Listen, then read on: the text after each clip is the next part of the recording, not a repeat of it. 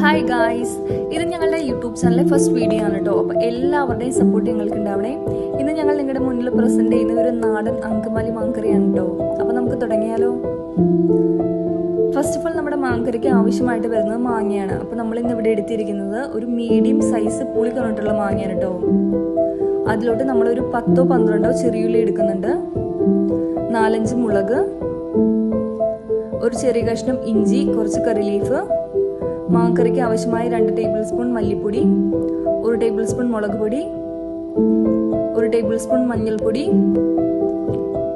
നമ്മുടെ മാങ്ങ നല്ല രീതിയിൽ കഴുകി അതിനെ ചെറിയ കഷ്ണങ്ങളായി അരിഞ്ഞ് അതിലോട്ട് ഒരു 1/4 ടേബിൾ സ്പൂൺ മഞ്ഞൾപ്പൊടിയും 1/4 ടേബിൾ സ്പൂൺ ഉപ്പും ചേർത്തിട്ട് നമ്മൾ നല്ല രീതിയിൽ ഒന്ന് മിക്സ് ചെയ്ത് വെക്കുന്നുണ്ട് കേട്ടോ.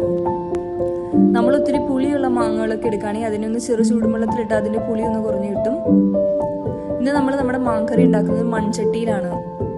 അപ്പോൾ നമ്മുടെ ടേസ്റ്റ് ഒന്നും കൂടി ഒന്ന് കൂടും. അപ്പോൾ നമ്മൾ നമ്മുടെ മൺചട്ടി എടുത്തിട്ട് അതിലോട്ട് നമ്മുടെ ചെറുതായിട്ട് എരിഞ്ഞ ചെറിയുള്ളിയും ഇഞ്ചി, പച്ചമുളക്, വേപ്പിൻ്റെ ഇല എല്ലാം കൂടി ചേർത്ത് അതിലോട്ട് 2 ടേബിൾ സ്പൂൺ കോക്കനട്ട് ഓയിലും 2 ടേബിൾ സ്പൂൺ വിനാഗിരി കൂടെ ചേർത്തിട്ട് നമ്മൾ കൈ വെച്ചിട്ട് നല്ല രീതിയിലൊന്ന് മിക്സ് ചെയ്തെടുക്കുന്നുണ്ടേ. നമ്മൾ കൈ വെച്ച് മിക്സ് ചെയ്യുമ്പോഴായിരിക്കും അതിൻ്റെ ടേസ്റ്റ് ഏറ്റവും കൂടുന്നത്. അതിലോട്ട് നമ്മൾ നേരത്തെ എടുത്ത് വെച്ച 2 ടേബിൾ സ്പൂൺ മല്ലിപ്പൊടിയും 1 ടേബിൾ സ്പൂൺ മുളക് പൊടിയും 1 ടേബിൾ സ്പൂൺ മഞ്ഞൾപ്പൊടിയും കൂടി ചേർത്തിട്ട് നമ്മൾ നല്ല രീതിയിലൊന്ന് മിക്സ് ചെയ്തെടുക്കുന്നുണ്ട്. നമ്മൾ ഈ മിക്സ് ചെയ്യുന്നതിലോട്ട് നമ്മൾ നേരത്തെ റെസ്റ്റ് ചെയ്യാൻ വെച്ചിട്ടുള്ള ആ ഒരു മീഡിയം സൈസ് മാങ്ങയും കൂടി ചേർത്തിട്ട് വീണ്ടും ഒന്ന് മിക്സ് ചെയ്ത് കൊടുക്കുന്നുണ്ട് കേട്ടോ. അരപ്പ് എല്ലായിടത്തും എത്തുന്ന രീതിയിൽ നമ്മൾ നല്ല രീതിയിൽ വീണ്ടും ഒന്ന് മിക്സ് ചെയ്യുന്നുണ്ടേ.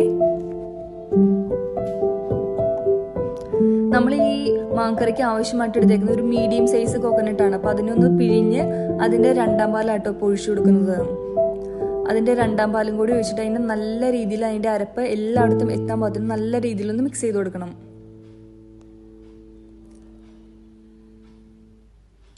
ഇപ്പോൾ ഒരു 25-30 മിനിറ്റായി നമ്മുടെ മാങ്കറി നന്നായിട്ടൊന്ന് തിളച്ച് വന്നിട്ടുണ്ട്.